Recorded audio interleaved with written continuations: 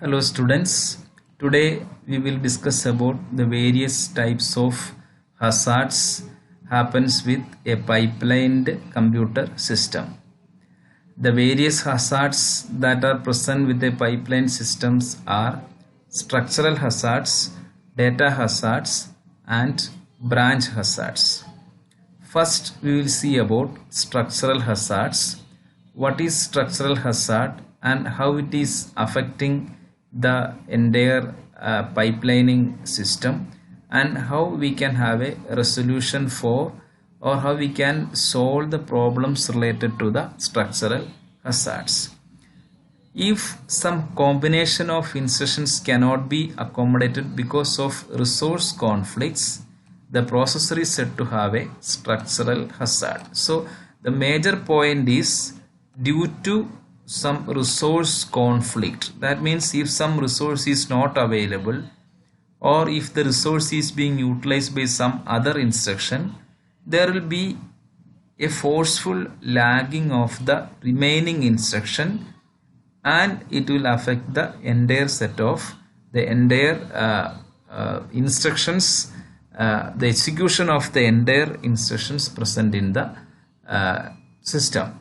So a processor may have only one register file write port. So as I was mentioning before, a processor may have only one register file write port. So we are using, for register communication, we are using a common resource called as register file. But under certain circumstances, the pipeline might want to perform two writes in a clock cycle. So sometimes we need to go for two writes in a clock cycle. So as I was mentioning before, writing into the register file, it is done by reducing the single clock cycle into two half cycles, and one half is given for write and the second half is given for read only. But even with the same clock cycle, if two instruction wants to write within the same clock cycle, it is actually called as a structural hazard. That means the instructions cannot get the register file because both are requesting, and one is using and second is also trying to access the same register file in the same clock cycle. So this will generate a structural hazard. So when a sequence of instructions encounters this hazard, the pipeline will go for stall, or it will create a stall one of the instructions until the required unit is available. So if one instruction is waiting for getting that resource, for example register file, it will be stalled until that resource is available. So some delay will be happening for that instruction.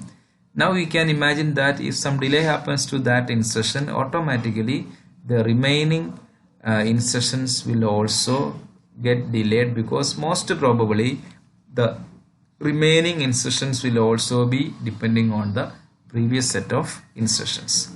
So such stalls will increase the CPI. The cycles per instruction will be increasing, means the time will be increased from its usual ideal value of 1, which is the ideal CPI, will be increased. As in our previous example, it was like 1.2 and all.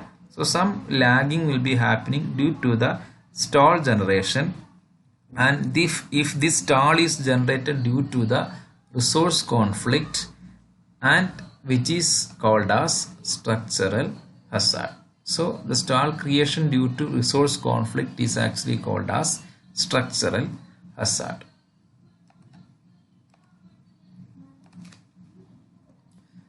Now some pipeline processors have shared a single memory pipeline for data and instruction. So initially we had only one memory pipeline, only one memory was used for accessing both instruction and data. Now we are thinking about having a solution for structural hazards. So that is also a structural hazard if it consists of only one memory for storage of instruction and for storage of data. If it is having only one memory, it is also a problem. It will also create a conflict, because if one instruction at one clock cycle is reading the instruction, it is doing instruction fetch, and at the same time some other instruction is trying to access the data which is also stored in the same memory. So that time also there is a chance of resource conflict. So that is another example for structural hazards, which will also generate a stall because the second instruction need to wait until the memory is free or that can be accessible. So some stall. So one memory means one clock cycle will be wasted for that particular instruction. So it need to wait until that resource is available. Maybe it should go for 2 or 3 or 4 clock cycles to be stalled for getting that particular memory information. So as a result, when an instruction contains a data memory reference, it will conflict with the instruction reference. Okay, and data memory is being referred, and if somebody is trying to some instruction is trying to do instruction fetch, it will conflict. So automatically there is a chance of stall or delay due to the structural hazard. So second example, so first example was register access parallelly. Second example is for accessing memory in parallel. These two will produce some sort of stalls which is called as structural hazard. Now see the situation in a pictorial format. So we are having a load instruction. This is an example with some MIPS instructions are given. A load operation happens. This is instruction fetch by using memory. We are having only one memory. Assume that we are having only one memory for both instruction instruction fetch and data access. For instruction and data we are having only one memory. So initially in the clock cycle 1 there is no issue. It will go for instruction decode.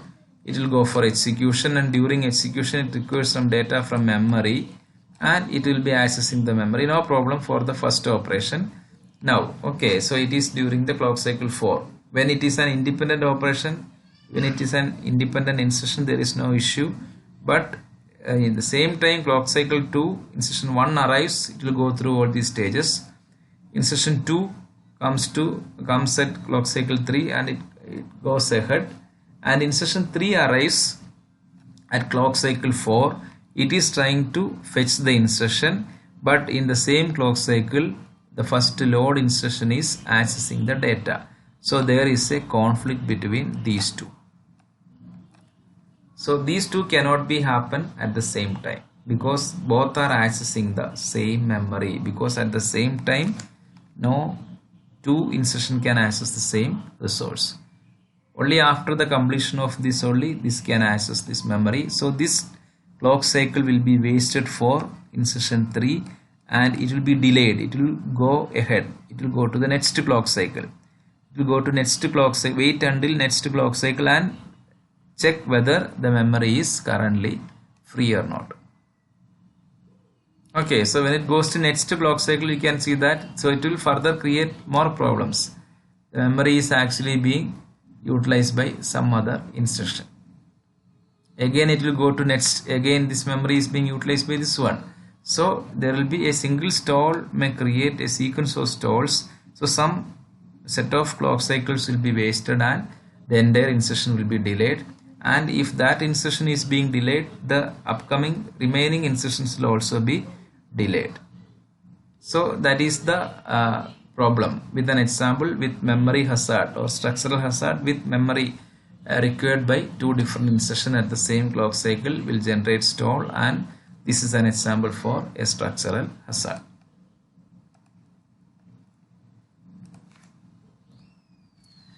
To resolve this, we stall the pipeline for when that hazard happens, the major resolution is we will do stall. We stall the pipeline for one clock cycle.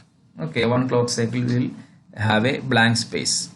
Stall is commonly called as bubble, pipeline bubble. Sometimes it is also called as pipeline bubble, since it floats through the pipeline taking space but carrying no useful work, because as it is not doing any useful work on that particular clock cycle, it is simply called as a pipeline bubble.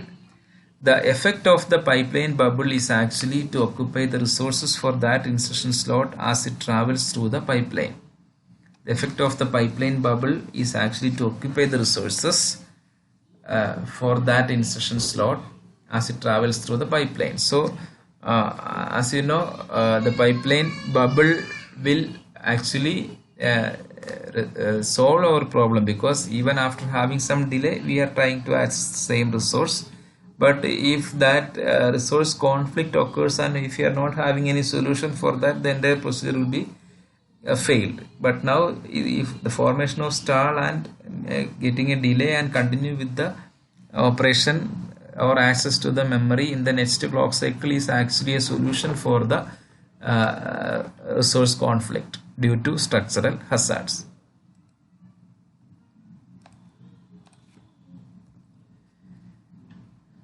We'll see the formation of stall here, the same example here. Load instruction, the same diagram, it is represented in this format, 5 stages. Now load instruction, insertion fetch, decode, execute, memory, write back. Okay, so I+1 insertion fetch, there is no conflict here. Here it is okay, here it is okay. Third clock cycle also no issue, 3 different resources. But here in the fourth clock cycle, insertion I+3 is trying to do insertion fetch, but memory is under the usage of load instruction. So here it will form a stall. This clock cycle will be wasted and it will go to the next clock cycle. So instruction fetch will be happening at this particular stage. So only one stage is given, but here also there is a problem because this memory is already being utilized in the fifth clock cycle. It is being utilized, so it may affect further stalls. Even it may affect other insertions, other operations also. Many other operations will also, or many other clock cycle will also go into a stall. So the entire operations will be delayed for some clock cycles due to the resource conflict. So the problem with these hazards are, if one conflict occurs, it is not only affecting that instruction, it will affect many of the upcoming instructions. That points to be, even if we are having this problem, the pipeline will get an advantage of a parallelism when compared to, even if having all these stalls, we will be getting some advantage of parallelism by reducing the total clock cycles required for the completion of the entire task.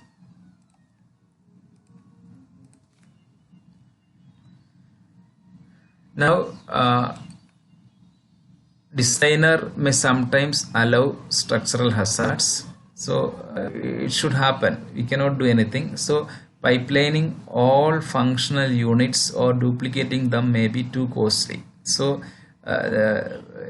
normally one solution was to allow 2 different memories, for insertion one memory, for data some other memory, but it is always not a good choice to have different units for different instructions. So it will always increase the cost. More than 3 memory, 4 memory, 5 memory, it is not always possible.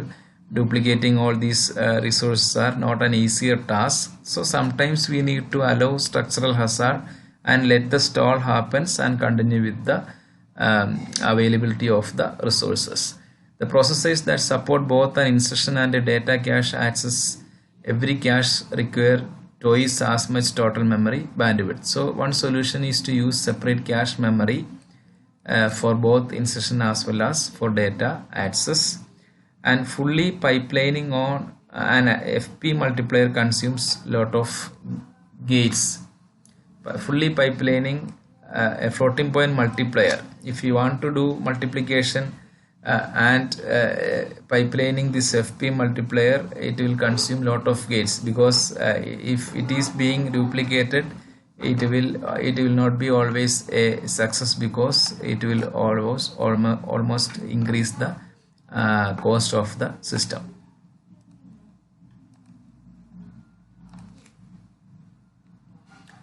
So we have seen about structural hazards happens due to the resource conflict, examples like register and memory.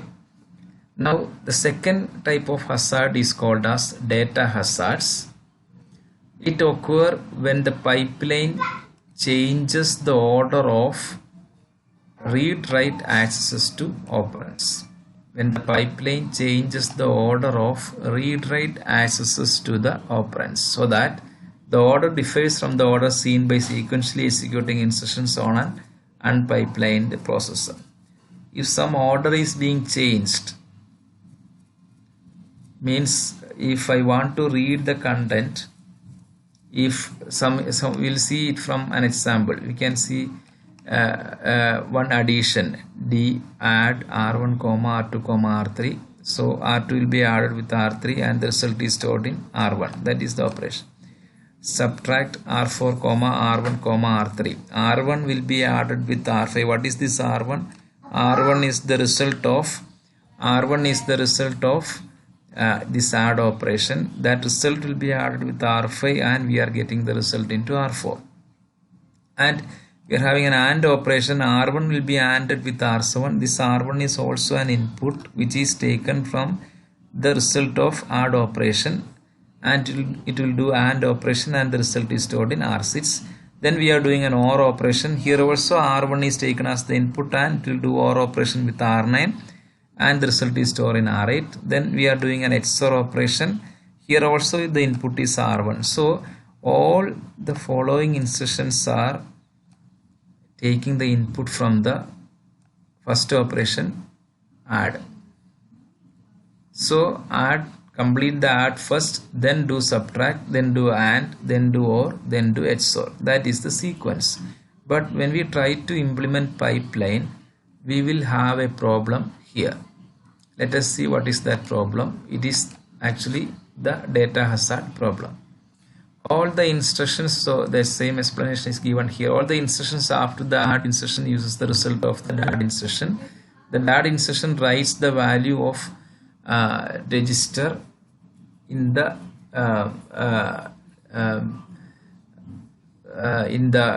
write back pipe stage, but the D sub R1, so this is R1, sorry, in the write back pipe stage, but the D sub instruction reads the value during its ID stage. This problem is called as a data hazard.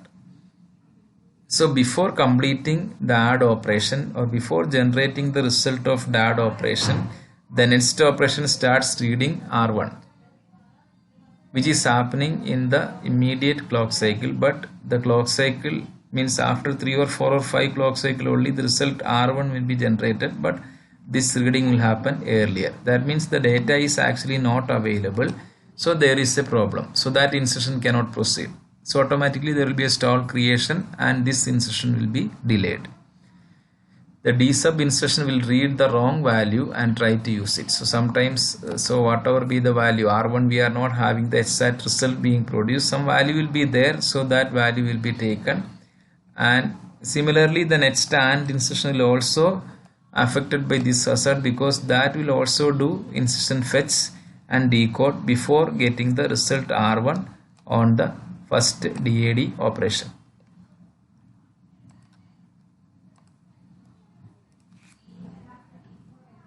Now this is the situation. So this is the first operation, add R1, R2, R3, insertion memory, insertion fetch, then decode, execute, then data memory and register. So this is the place where we are getting the result of R1. R1 is the result of this operation. Okay, but in the second clock cycle, so in the fifth clock cycle only we are getting the result of R1, but in the second clock cycle it is reading the insertion fetch. Here it is trying to get the value of R1 when it is doing insertion decode, but R1 value is not being generated. Okay, so it cannot take, time will never go back, right? So it will not get the data here. Similarly, AND operation, In the fourth clock cycle, it is expecting the value of R1, still the value is not being generated. So this will also be stalled. Now for the OR operation, we can see that this is the location where we are getting the result. So in the first phase, this half part, this register value will be written as I was mentioning before, and in the same clock cycle second stage, this register will read the content of R1. So here it is not an issue because we are having a solution of dividing the write register, write back into that means by dividing the same clock cycle into two. First half is for writing and second half is for reading.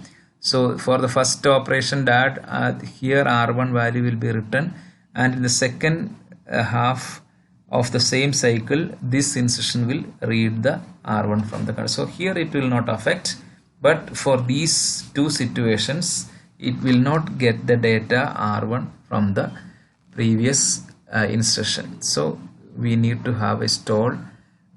This D sub instruction will be delayed. Similarly the AND instruction will also be delayed. So it will affect the overall experience or work, the speed of the system.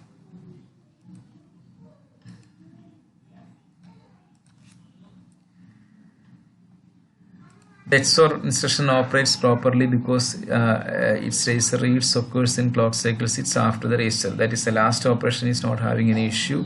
And the OR operation will be managed by read and write. I have already mentioned first and second half.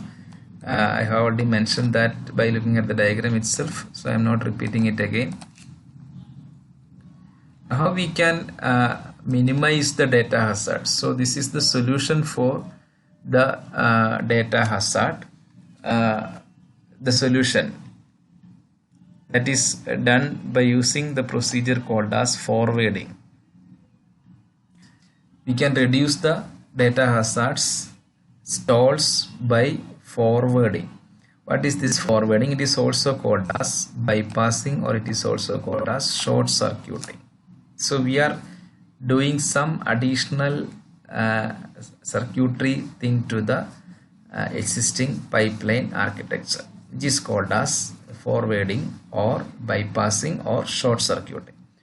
If the result can be moved from the pipeline register where the DAD stores it to where the D sub needs it, then the need for a stall can be avoided. We will see that in the example. So the results, so where we are actually getting the results to be taken from the register that is finally being written. So that is the usual procedure, but if we are having a provision of moving the result from the pipeline register. What is pipeline register? That is the intermediate between two stages. We have added one pipeline register between all the stages. Okay, so that additional hardware for providing that forwarding. So from one stage to another stage they are doing forwarding. So similarly, if the result can be moved from the register, pipeline register where the AD stores it to the required area. Okay, so we'll see that, we'll just see that by modifying the same diagram itself. So how the forwarding will be happening? First of all, the ALU result from both execute or memory and memory write back pipeline registers is always fed back to the ALU inputs. Okay, I think it is better to explain from the diagram itself. We will see the diagram. See how it can be resolved. So this is the add operation, clock cycle 1, instruction fetch, decode, execute, then memory access, then register. So this is the location where we expect R1, but what we are actually doing is we are doing a forwarding. So the result of ALU will be given to this pipeline. This is the register, pipeline register. After clock cycle 3, this will be given to this pipeline register. Then through data memory, if there is some memory, still it will go otherwise it will go to the next register and it will go to the final register. Okay, so 4 5 the DAT need to go for clock cycle 4 and 5, but after 3 it is actually getting the result into this pipeline register. And see, in this example, in the second insertion, D sub requires that here during insertion decode itself it requires R1, but even if you are not getting that, it is always better to get the result while it is doing the execution.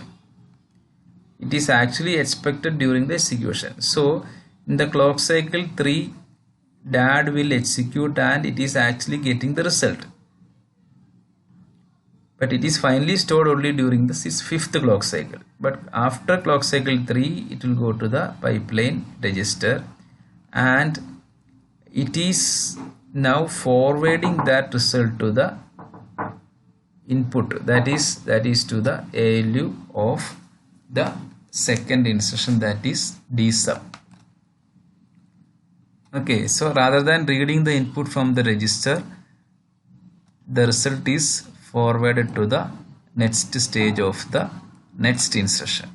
This is an additional mechanism that is being implemented. Okay, so in this situation, after the ALU, this pipeline register will forward into the input of the ALU that is in the clock cycle. So it will perfectly get the input here without having any delay. So this is a solution called as forwarding or bypassing or short circuiting. Then for the AND operation, see, when it requires here, so ALU will provide the result and it will go to next stage clock cycle 4. After that it will be with this pipeline register and it will forward that to the input of this ALU. So directly there is a separate hardware, the pipeline register will forward the output received on that particular clock cycle into the input of the ALU, so that it can evaluate the operation here and the result can be produced. And for OR operation it is always clear, directly it will get the value, and for XOR operation it is not at all an issue because R1 is already being completed and automatically it can get the data during the insertion decode itself. So this is called as forwarding. So forwarding happens between the pipeline register and the input of the ALU. Pipeline register, whatever stage it is, that data will be forwarded to the input of the ALU. So whenever some problem, the previous input is not available, it will try to do the forwarding from the current pipeline register to the ALU, whether it can be available. If it is possible, just forward that and it can be helpful for the next insertion, so that this entire set of insertion will be executed without having any issue. Even if we are having this data hazard, it can be managed or resolved by using the forward mechanism. But it requires additional hardware, additional things to be done, so it will actually increase the cost of pipelining.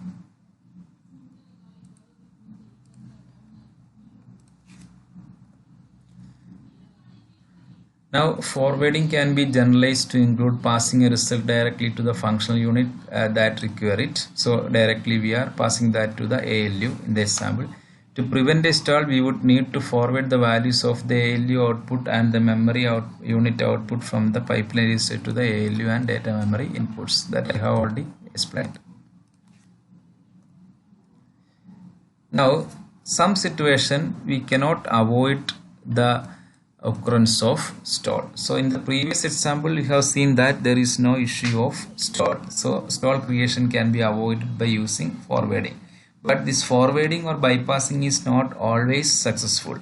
Not in all the situations it is possible. So consider an example where we are having a load operation, load from memory to register R1, then subtract R1 to R5 and get the result into R4, then do an AND operation. Again R1 is the input, here also R1 is the input. So the memory content will be loaded to register R1, then do subtraction and or with the same value that is loaded from the memory. So let us see what is happening with this operation in the detailed format. We will see the load instruction does not have the data unit until the end of the clock cycle 4. Okay, so here as in the previous example, here also the same thing only. So load instruction the data, the result will be produced only at the 4th stage. After calculating the effective address only, it will be getting the data. So I have simply given the explanation for that. So the data hazard from using the result of load instruction cannot be completely eliminated with simple hardware. We can see we are having a problem of negative time here because forwarding will not always success. We'll see that in the pictorial representation. So here load operation, instruction memory, instruction fetch, decode, then execute, then memory. So here the result will be produced because effective address, from the effective address only we are getting loading the memory. So this is the pipeline register, we are actually getting the result. Here in this situation we are not getting the result. Here we need to calculate effective address and accordingly from the memory we need to get the data. So at this stage only the load operation will generate the data. Now for desub operation, this is the instruction fetch decode. Here ALU in the clock cycle 4 it requires the data R1. But the R1 data is actually it will be generated in the clock cycle 5, but from this previous pipeline register here just after clock cycle 4 the data will be available, but it cannot be forwarded. See, just after clock cycle 4, but this desub requires it at the beginning of the clock cycle 4. So it is like giving back because time will never come back. So we cannot have a negative time. From this clock cycle 4 end to clock cycle 4 begin, we cannot move the data. So here data forwarding is not at all possible. So this is an example where, so we cannot say that always strictly depending on the instructions that we are using and in which order these instructions are being executed. So this backward forwarding is never permitted. So this situation stall cannot be avoided. So for desub we are getting, so here there will be a delay. Now for the next operation and also request, but and there is no problem, this situation the register will be forwarding the result to the ALU because it requires only at the beginning of the clock cycle 5. So that is not an issue. And for OR also always the value is always ready, so it can be directly given to the here it can be directly given by sharing the same clock cycle for read and write operation. So this backward forwarding cannot be permitted for the case of in the data hazard problem. So the solution is forwarding or bypassing, but backward bypassing or forwarding is never permitted.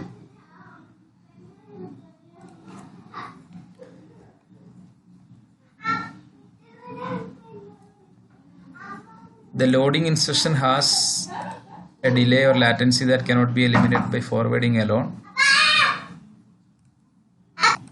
So in the case of this situation, we need to have a stall or bubble that is to be forced. That delay cannot be avoided, and the CPI for the stalled instruction increases by the length of the stall. So as the length of the stall increases, if one instruction is being affected, the remaining instruction will also be affected due to the stall creation. So the CPI will also be increased.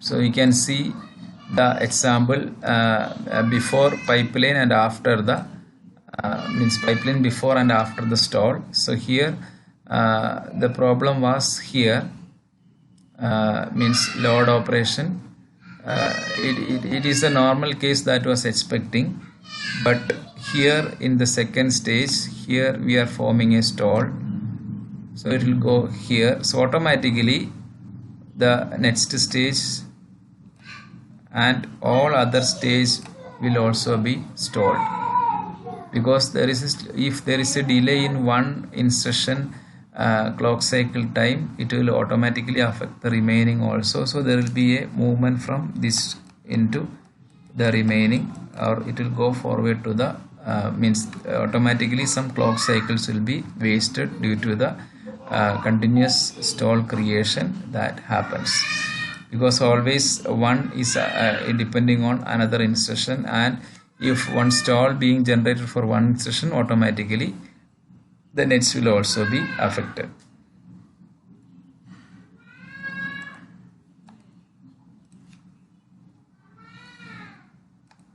Now comes the last type of hazard, that is called as branch hazards. That is the hazard that is being formed by the usage of branches. When a branch is executed, it may or may not change the PC. The meaning is when a branch, that means there will be a condition for branch. If the condition is true, we need to go for branch. If the condition is false, we don't need to go for branch. We will continue with the same PC. It will go to the next instruction. If it is if the condition is true and the branching is a must, it will go to some other situation, means some other location where the instruction to which we need to move. So the PC will be varying according to the result of the branching statement. So normally it is from, so some instructions are there. Normally the pipeline will be formed like after this instruction, next instruction, in that format the pipeline will be formed. But here this instruction will be a branch, so next instruction, normally instruction fetch decode will happen with the next one, but if this branch condition satisfies, it will go to some other situation. So dynamically we need to have a modification, and normal pipeline flow will be varied when some branch is being taken. So we can consider if a branch changes the PC to its target address, that is into a different situation, it can be called as a taken branch. So we are having both taken and not taken branch. Taken branch means that branch conditions is true and it will go to a different location, that is a taken branch. And not taken branch means if branch condition false, if the branch condition false, it will go to the next instruction only. This can be called as a not taken or untaken branch. So this is between taken branch and not taken. So we cannot predict that in the initial stage itself while we are designating the different clock cycles for all the instructions. So normally the instructions are sequential instructions, but in between some branch happens, and according to the branch condition, sometimes the branch may be taken or sometimes the branch may be untaken. If instruction I is a taken branch, then the PC is normally not changes until the end of instruction decode, after the completion of the address calculation and comparison. So if the instruction is a taken branch, the PC is normally not, it need to be changed, but we need to calculate the effective address, so to which address that branch to be moved. Until that, the PC will not be changes.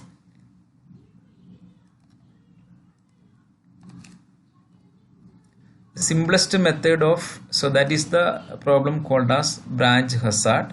So we cannot predict the next instruction that is to be done in the proper order. So in the previous case structural, there was a problem, there was some stall formation due to the non-availability of resource. Data hazard because of not getting the result of the previous stage. Now branch hazard is because of we cannot predict what is the result of the branch. We don't know what is the whether it goes to the next instruction or whether it goes to the branch to some other location. So because of that uncertainty, there will be the formation of stall due to the usage of exclusive branch instructions. So the simplest method of dealing with branches is to redo the fetch of the instruction following a branch. So just repeat the just after the branch operation. We don't know whether it is a taken or not taken branch. Just redo or repeat the instruction fetch of the next instruction or following the branch once we detect the branch during instruction decode. So we are actually setting that operation in a situation where, so here we can see this is a branch instruction. We don't know whether this branch will be true or false. Whatever it be, the next operation after instruction fetch, it will repeat the instruction fetch once again. We don't know whether it will be a taken or non-taken branch, but by repeating this instruction fetch we can simply avoid, because again whether if it is not means if the branch is taken, this is not being continued, this instruction will not be continued, it will go to some other situation. So just for waiting for that, just repeat the instruction fetch again and again. That is one solution. The first instruction fetch cycle is essentially a stall, so this time is already being wasted because we are doing instruction fetch once again, because it never performs a useful task. So if the branch is untaken, then the repetition of if stage is unnecessary. If the branch is taken branch, this repetition is actually useful because we are waiting. It is just like having a stall. We are repeating the same operation, just without avoiding that memory cycle, clock cycle. We are repeating the instruction fetch once again, just for giving a delay. Just so the hardware must be implemented in such a way that if some branch instruction arrives, the successor instruction need to do instruction fetch for some more clock cycle, so that in that time it can get the information that whether the branch is a taken branch or a non-taken branch. So if it is a taken branch, the repetition of instruction fetch was a useful task, but if it is a not taken branch, the instruction fetch was actually a stall, because these memories is actually being wasted without having any use. So if the branch is untaken, then the repetition of the if stage is unnecessary, since the correct instruction was indeed fetched. But that cannot be avoided. So this is a solution that is to be given for branching operation in order to avoid the over delay due to or miscommunication or the unavailability of the address to which the data to be the next instruction to be executed. So we are resolving this problem by repeating the successor branch instruction and its instruction fetch operation repeatedly for getting the information about the status of the previous branch instruction.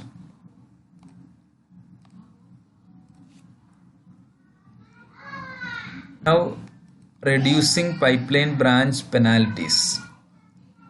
The simplest scheme to handle branches is to freeze. Now another solution is, so previous solution is repetition of the instruction fetch again until the branch details arrives. But second solution is to handle the branches is to freeze or flush the pipeline.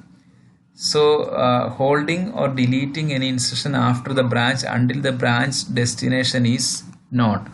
So second solution is, rather than repeating the instruction fetch again and again, it will freeze, or sometimes it will entirely wait for the next instructions to start, or it will delete the instruction after the branch until the branch destination is known.